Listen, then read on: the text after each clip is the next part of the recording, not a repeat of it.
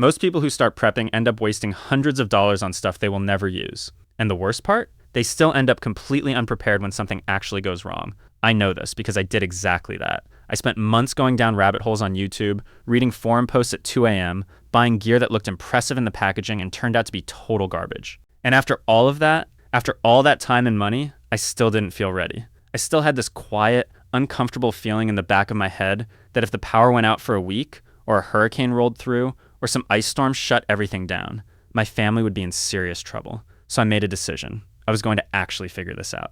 Not the doomsday bunker version. Not the tactical version you see on TV. The real, practical version that actually works for a normal family living a normal life. I spent 200 hours researching this. I went through government data, FEMA reports, Red Cross guidelines, expert recommendations, and I talked to people who had actually lived through disasters. And what I found completely changed the way I think about being prepared. I'm going to share all of it with you today. The things that actually matter, the things that are a complete waste of time and money, and the exact steps I would take if I was starting from zero. No fluff, no fear-mongering, no selling you a bunker. Let's get into it. Here's the first thing I want you to understand, and this is something nobody really talks about. The reason most people never get prepared is not because they don't care. It's not because they're lazy. It's because the amount of information out there is completely overwhelming, and almost all of it is designed to make you feel like you need to spend a fortune to feel safe. You don't. According to FEMA's own data, the average American experiences over 8 hours of power outages every single year.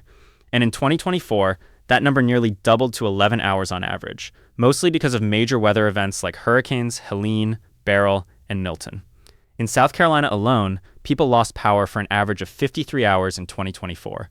That's over 2 days with no electricity. And it's not just power outages. Between 2011 and 2024, 99.5% of all congressional districts in the United States experienced at least one federally declared major disaster. That is not a small number. That is almost everywhere. The threat is real. The urgency is real. But the way most people respond to it, by panic buying gear and then getting overwhelmed and quitting, that's where everything goes wrong. So let me walk you through what I actually learned. The first thing I discovered is what I call the gear trap, and it catches almost every single person who starts trying to get prepared. It goes like this. You watch a few videos, you read a few articles, you start feeling the anxiety build up, and then you go online and start buying stuff. Tactical flashlights, survival multi-tools, pre-packed emergency kits in a nice backpack, freeze-dried food buckets, and every single purchase feels productive. It feels like progress. It feels like you are doing something. But here's what's actually happening. Most of the pre-packed kits you find online are filled with low-quality items that were chosen to keep costs down, not to actually help you in an emergency. Knives that bend, flashlights that die after 20 minutes, water pouches that are already close to their expiration date when you buy them, a false sense of security packed into a nice-looking bag. And the tactical gear, the throwing knives, the credit card survival tools, the budget multi-tools with 47 different functions. Almost all of it fails under real use. The steel bends, the pieces break. The things that look impressive in a product photo are completely useless when you actually need them. One of the most experienced preppers I came across put it this way. Having gear you cannot rely on is actually worse than not having it at all, because it gives you confidence that isn't real. And in an emergency, fake confidence can get you hurt. So what does actually matter? I'm going to break it down into categories, and I want you to pay close attention because this is where most guides get it completely wrong. Let's start with water, because this is the single most important thing, and most people dramatically underestimate how much they need. The Red Cross recommends 1 gallon of water per person per day. That sounds like a lot until you actually think about what you use water for. Drinking, cooking, washing your hands, basic sanitation. 1 gallon per person per day is actually the bare minimum, and if you live somewhere hot, or if you have kids, or if anyone in your family is sick, you need more. The recommendation from both FEMA and the Red Cross is a 72-hour supply for evacuation. That's 3 days, and a 2-week supply if you're sheltering at home. So for a family of 4, you're looking at least 56 gallons for 2 weeks at home. That sounds like a huge number. But in practice, you can store that in a few large water containers that sit in a corner of your garage and take up very little space. Here's what most people do wrong with water storage. They buy a bunch of regular water bottles, throw them in a closet, and forget about them. Those bottles have a shelf life. The water itself doesn't go bad, but the plastic containers degrade over time, especially if they're exposed to heat or sunlight. You need to rotate your water supply. Set a reminder once a year to swap it out. You also want a backup water purification option. Not because you'll necessarily need it, but because if your stored water runs out, you need a way to make more. A basic filter like a Life Straw costs around $15 to $20. It filters out bacteria from almost any water source. That's a smart, cheap backup that takes up almost no space. Water first. Always water first. Now let's talk about food. And this is where I see people make some really expensive mistakes. The biggest one is buying freeze-dried food buckets. You see these everywhere in the prepping world. Big plastic containers with 3 months of food, 6 months of food, a year of food. They cost hundreds of dollars, sometimes thousands, and they feel like the ultimate preparedness move. Here's the problem. Most of those buckets contain food that your family has never eaten, food that tastes nothing like what they're used to, and food that requires specific preparation methods you may not be able to do in an actual emergency. If the power is out and you can't boil water easily, a lot of freeze-dried meals become much harder to use. The smarter approach. And this is what experts consistently recommend, is to store what you eat. Build your emergency food supply from things your family already eats regularly. Canned goods, peanut butter, crackers, dried pasta, oats, nuts and dried fruit, energy bars. These things are cheap, familiar, and you can rotate them into your regular grocery shopping so nothing expires. The goal is a 2-week supply to start. Start by just buying a little extra each week when you go to the grocery store. An extra can of beans here, an extra jar of peanut butter there. Within a few months, you'll have a solid supply without spending a huge amount all at once. One critical thing people forget, and I mean forget completely, is that food requires cooking. If the power is out, how are you cooking? A basic propane camp stove and a few canisters of fuel costs around $30 to $50 and solves that problem entirely. Don't buy food and forget about how you'll prepare it. Let me talk about something that almost no beginner prepping guide covers, and I think it's one of the most important parts of being actually ready: documents. In an emergency where you have to evacuate, a wildfire, a flood, a hurricane, the stuff that takes the longest to replace and causes the most stress is not your gear. It's your documents, your passport, your birth certificates, your insurance policies, your medical records, your lease or mortgage documents, your kids' school records. If you have to leave your house in 20 minutes, do you know where all of those are? Could you grab them quickly? Most people can't answer yes to that question. The solution is simple.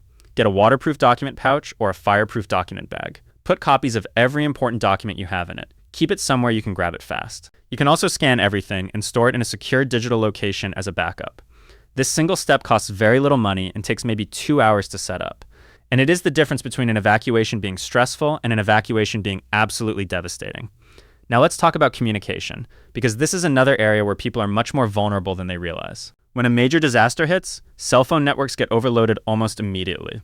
During Hurricane Helene in 2024, cell service was down or severely degraded across huge parts of the Southeast for days. People couldn't call their family members. They didn't know if their relatives were safe. They had no way to get information about what was happening. There are 2 things that fix this. First, a battery-powered or hand-crank NOAA weather radio. This is a radio that picks up official emergency broadcasts from the National Weather Service. It costs around $25 to $40. It works without the internet, it works without cell service, and it works when the power is out. During a major emergency, this thing becomes more valuable than almost anything else you own because it's how you get accurate information when everything else has gone dark. Second, and this one is free, designate an out-of-state contact. This is something emergency management professionals have been recommending for years, and almost nobody does it. The idea is this. During a local disaster, local cell networks get jammed because everyone in the area is trying to call each other at the same time. But calls to out-of-state numbers often go through more easily because they're hitting different network infrastructure. Pick someone you trust who lives in a different state. Tell every member of your family that if something happens and they can't reach each other directly, they should try to call or text that one person. That person becomes your communication hub. It sounds almost too simple to work, but it has saved families enormous amounts of stress in real disasters. Let me get into something that took me a long time to fully understand, and I think it's the most important mindset shift in this whole video. Most people, when they think about prepping, they imagine some extreme scenario. Total grid collapse, society falling apart, months of no government, no stores, no anything. And because they're imagining that scenario, they think they need to prepare for it. And that feels impossible, so they do nothing. But here's what the data actually shows. The most common emergencies that Americans face are not apocalyptic. They are power outages, severe storms, local flooding, wildfires in certain regions, winter storms, and the occasional evacuation due to a chemical spill or a wildfire nearby. The vast majority of these situations require you to be self-sufficient for somewhere between 72 hours and 2 weeks. That's it, 3 days to 14 days. After that, in almost every documented disaster in modern American history, some form of outside help has arrived. You are not preparing for the end of the world. You are preparing for a bad 2 weeks. That is a completely achievable goal. And when you frame it that way, the whole thing stops feeling overwhelming and starts feeling very, very doable.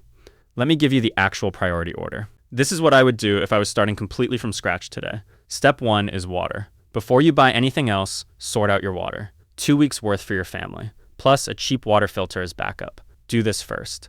Step 2 is food. 2 weeks of non-perishable food that your family will actually eat. Build it up slowly by buying extra when you shop. Don't spend a fortune at once. Get a camp stove so you can cook it. Step 3 is light and power. The power will almost certainly go out at some point. You need a way to see in the dark, a way to charge your phone, and a way to stay warm or cool depending on where you live. A few good flashlights with extra batteries, a battery-powered lantern, a portable power bank for your phone. These are not expensive items. Step 4 is a first aid kit. A real one, not the tiny box with 5 bandages in it. You want something that can handle cuts, burns, sprains, and basic injuries. Learn how to use what's in it. The kit is useless if you don't know what to do. Step 5 is your documents. The waterproof bag with everything important in it. Do this as soon as you can because it takes almost no money and it makes a massive difference. Step 6 is communication. The weather radio and the out-of-state contact plan, both free or nearly free. Step 7 is cash. When the power is out, card readers don't work. ATMs don't work. Keep a small amount of cash in small bills, 20s, 10s, and 5s, somewhere in your home. $100 to $200 is enough to cover most emergency needs. That's it. That's the real list. Not 200 items, not thousands of dollars in gear. 7 categories, done gradually over a few months, and your family is genuinely ready for the most likely emergencies they will ever face. I also want to quickly talk about the one thing that almost nobody prepares for, and it's the thing that statistically affects more American families than any natural disaster: a financial emergency. Medical bills, job loss, a major car repair, a broken furnace in winter. According to data I came across during my research, over half of Americans cannot handle an unexpected $500 expense without going into credit card debt. Real preparedness isn't just physical supplies. It's also having a financial buffer. Having even 1 month of expenses saved in an emergency fund changes your ability to handle almost any crisis in a dramatic way.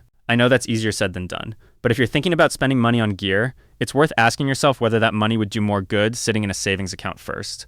Here's the truth I want to leave you with. You don't need to be a survivalist. You don't need a bunker. You don't need a truck full of tactical gear or a year's worth of freeze-dried food. You just need to be ready for a bad 2 weeks. Most of this can be done for a few $100s, spread out over several months. The planning, the document pouch, the out-of-state contact, the family communication plan costs almost nothing. The biggest obstacle is not money. It's not time. It's the feeling that it's too complicated to start. And I hope this video killed that feeling, because none of this is complicated. It's just water, food, light, first aid, documents, communication, and a little bit of cash. That's it. If you found this useful, the next video goes even deeper. Watch it right now.